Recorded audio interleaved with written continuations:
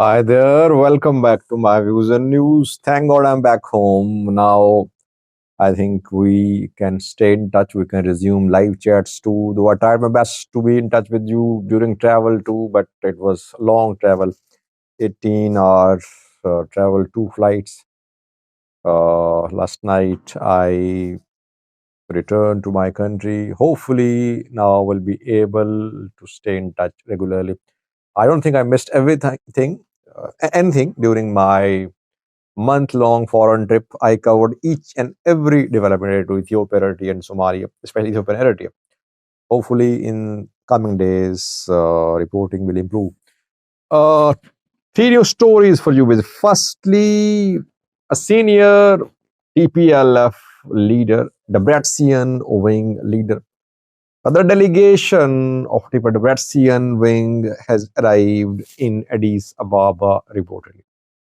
Secondly, an Eritrean opposition group has landed in Mekelle, Tigray's capital. Now, Ethiopia backing Eritrean opposition groups is not a secret. And lastly, alarming situation in the Amhara region where judges are resigning, they're being kidnapped, they're being harassed, they're being tortured, they're being thrown in prisons. Let's start, viewers, from Tigray, where we know that TPLF, the Debrecen wing, is embroiled in a dispute with the NEBE, National Election Board of Ethiopia. NEBE last year registered TPLF as a new political party. It asked TPLF to conduct a party congress in 6 months. TPLF Debrecen rejected the decision of NABE, saying it wanted restoration of its status, not new registration. TPLF did not conduct party congress, and then we saw last week NABE suspended TPLF for 3 months. It imposed a ban on political activities of TPLF for the next 3 months. TPLF, the Debrecen wing, rejected the ban, saying that the issue is between TPLF and federal government, not between TPLF and NEB, saying that TPLF did not accept new registration. That is why this announcement of ban is meaningless. The statement issued 2 days ago by TPLF in response to NEB's announcement of ban was conciliatory statement. It was a sort of statement showing discussions between TPLF and federal government. It wasn't a warning, it wasn't a threat, it wasn't an outright rejection and criticism of federal government. It was a soft toned letter by TPL 2 days ago. And it gave a message that TPLF was ready to solve issues through dialogue with the federal government.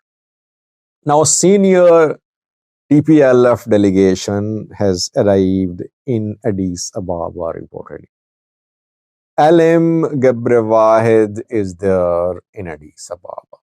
Will he hold talks with federal government officials? That is what seems to be the case. NEBE is under the thumb of the government. TPLF wants to settle the issues with the federal government. Federal government has given a strong message to the Debrecen wing through NEBE that you could be banned. You won't be allowed to contest any election in Ethiopia. I think that was a very strong message by NEBE. Now TPLF Debrecen perhaps will be ready to make some compromises.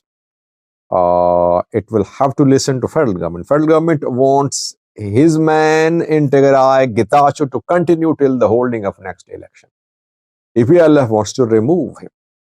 Let's see what happens. I think meetings between LM and federal government officials are expected.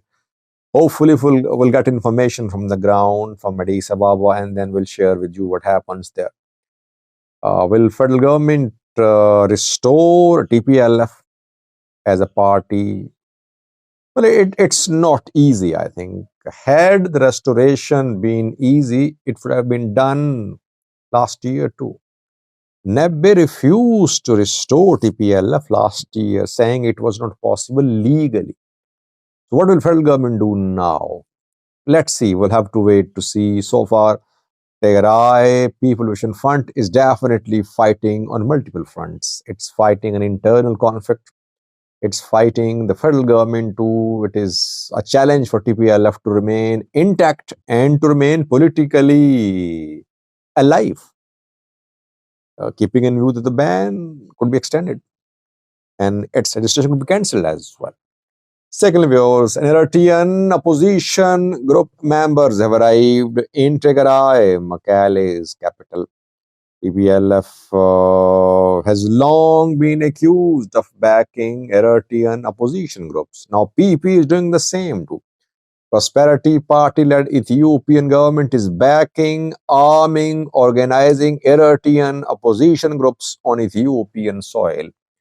Brigade Nahmedo and Eritrean Afar National Congress (EANC) have announced to start joint armed struggle against Eritrean government to topple Eritrean government, making Ethiopian Afar region as the base of this movement. Last month, Brigade Nahmedo people met in Addis Ababa. Meeting was attended by EANC members too. After that, Brigade Nahmedo members, leaders visited Afar region of Ethiopia. They visited the headquarters of Eritrean Afar National Congress established in Afar region of Ethiopia. It seemed that the opposition Eritrean group leaders who arrived in Ethiopia last month are still in Ethiopia. Either they left and returned because they are from Europe. Either last month they left and they have returned, or they have been in Ethiopia since then because they visited Mekele yesterday. Bijine Gebregizaber was seen there. Kiflom, another opposition Eritrean activist, was seen there as well in Mekele at Mekele airport. Tigrayans definitely, Tigray government would like to back Eritrean opposition groups, but I think Tigray should be very careful now. The conflict now is between Isaias and Abiy, between Eritrean government and Ethiopian government. Tigray should take sides after holding extended internal discussion and after reaching some sort of consensus about what Tigray should do. Should Tigray be part of war, or part of any animosity between Abiy and Isaias? Which side should it put its weight on? Should it stay neutral? I think for that, discussions should be held in Tigray. A consensus should be reached before making this big decision.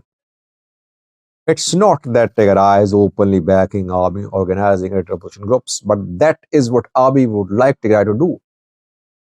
If he intends to make Afar the basis of opposition groups of Eritrea today, tomorrow he might ask Tigray government to support Eritrean opposition armed fighters. Tigray will have to make big decisions before that. Internal discussion should be held, I think. Lastly, was Amhara region of Ethiopia. There is complete collapse of law and order institutions, judicial institutions in the region. I told you in several videos in the past that judges are being kidnapped in the region. Judges who gave verdicts which are not liked by police, by government officials, by Prosperity Party government. Those judges are either kidnapped, they are harassed, they are threatened. Sometimes they are put under arrest. They are imprisoned at detention camps, and they are not taken to courts. Under Ethiopian law, anyone arrested by security forces must be made to appear before a court in 24 hours or 48 hours, I think. But some judges have been missing, abducted by security forces, and still they have not been taken to any court. Judges are supposed to deliver justice, but they are crying for justice. They are the victims of the oppression of the system. around 80 judges have resigned in the last 1.5 year in Amhara region so far. Judges cannot work freely; they're under pressure.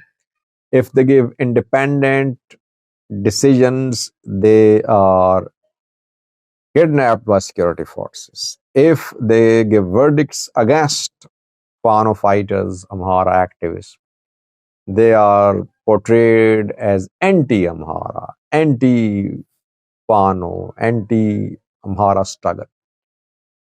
Basic job of a judge is to give a verdict, no matter what the impact of the verdict would be.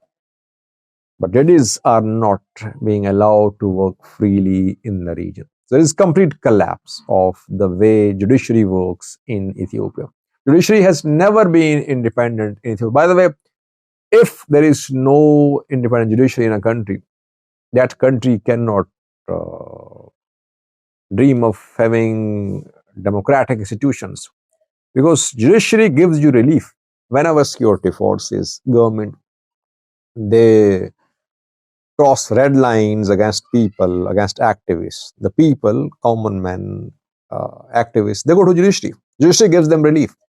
But judiciary is now being threatened and it's under repression. How will it give relief to the people? It means that no one is going to give relief to the people who are being victimized by the system led by Prosperity Party. Thank you for watching.